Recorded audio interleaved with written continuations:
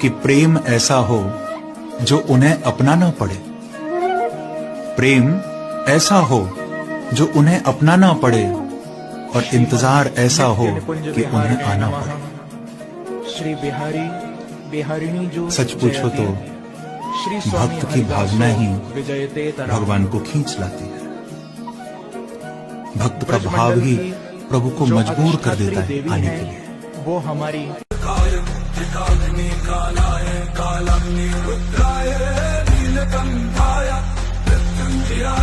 सर्वेश्वराय सदाशिवाय श्रीमन्महादेवाय नमः नमः